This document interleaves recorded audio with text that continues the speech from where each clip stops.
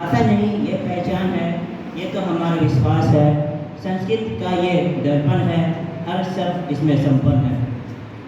सरल है, सुंदर है, नारी है, पर सब भाषाओं से सबसे प्यारी है। धन्यवाद।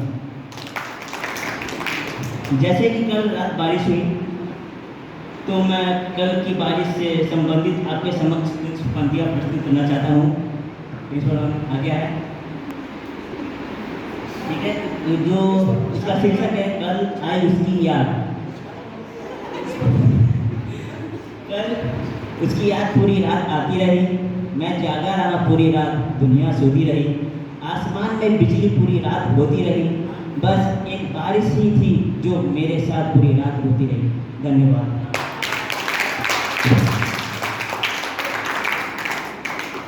जोरदार तालियां आदित्य के लिए, काफी अच्छा काम है। अब हमारे वरिष्ठ अध्यापक शशि भूषण सर को मैं इस मंच पर आमंत्रित करना चाहूँगा। हिंदी पखवाड़े में 2 शब्द बोलने के लिए।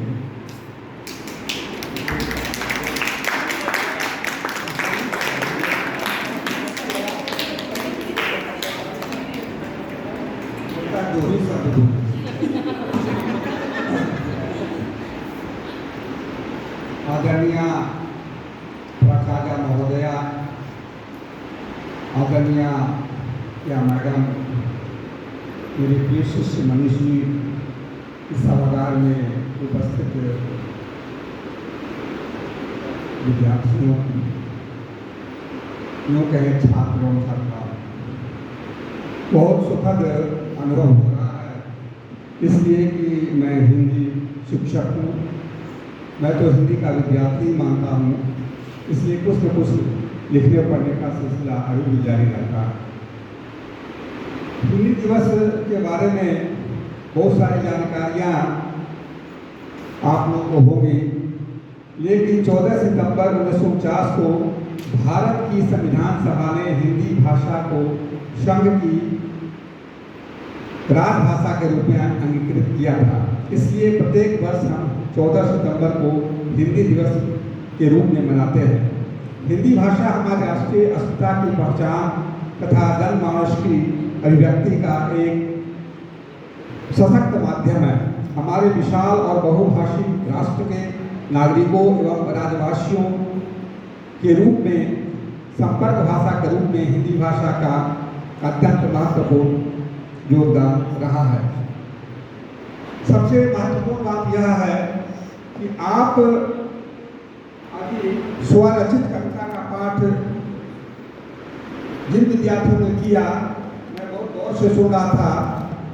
उच्चारण, लय और जो स्वरचित कविता है उसके बारे में गहन करने की आवश्यकता है। आप किस गहराई से आप लिख रहे हैं, उसका तात्पर्य क्या है, श्रोता उसको किस रूप में लेते हैं, बहुत सारी बातें हैं। इसलिए कि मैं दूरदर्शन में भी जाता हूँ व्यू में, तो उदात्त अनुदात का मेल बहुत जरूरी है। कहाँ उतार होना चाहिए, कहाँ चढ़ाव होना चाहिए।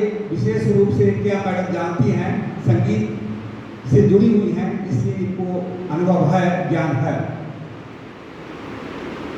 हिंदी के बारे में बहुत सारी भ्रांतियाँ हैं, बहुत सारी अभी जो है अंग्रेजी है, फ्रेंच है, क्या है अलग बात है। लेकिन हिंदी आज भी सशक्त भाषा के रूप में जानी जाती है, विकसित हुई है। चाहे तुलसी बोले, दिनकर बोले, सूरदास बोले, कितने भी महान, प्रेमचंद बोले, निराला बोले, कितने भी महान साहित्यकार हुए, चाहे कवि हुए या लेखक हुए, उपन्यासकार हुए, सबों ने अपनी अपनी भूमिका अदा की है। हम सबों का यह दायित्व है कि एक साधारण उदाहरण मैं देता हूँ, ज़्यादा नहीं, आप समझ जाइएगा। आप बैंक में जाते हैं, विड्रॉल फॉर्म लेते हैं या चेक से सिस्टम से पेमेंट लेते हैं, तो 1000 रुपया मुझे निकासी करनी है बैंक से, तो 1000 रुपये मात्र लिखिए। लेकिन हम लोग करते क्या है कि अंग्रेजी को उसका प्रयोग कर देते हैं। यहीं से जो है गड़बड़ी शुरू हो जाती है। मम्मी, पापा, डैडी, वो जो आम प्रचलित भाषाएं हैं जो हम, मेरा लड़का आज भी पिता नहीं बोलता है, पापा नहीं बोलता, माँ को माँ ही बोलता है। इसलिए यह घर से शुरुआत कीजिए, अपने आप से शुरुआत कीजिएगा, तब संस्कार जो है बनेगा। और जहाँ तक प्रवचन देने की बात है, तो प्रवचन तो बहुत लोग देते हैं, उसको आप साथ अपने आप कीजिए, अपने से शुरू कीजिएगा, तब हिंदी जो है सशक्त भाषा के रूप में बनेगी। देश समृद्ध होगा, राष्ट्र समृद्ध होगा, हम समृद्ध होंगे, भाषा समृद्ध होगी, हिंदी भाषा समृद्ध होगी। जय हिंदी, जय हिंदी दिवस। और